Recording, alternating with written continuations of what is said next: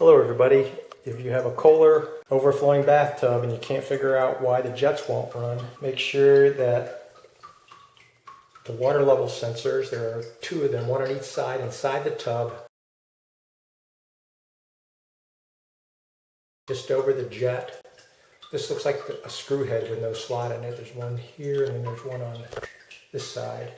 But in the overflow trough, there's also a sensor there and another one on the other side. And the reason why you need to have water in there is that this trough is the suction line right here for the pump.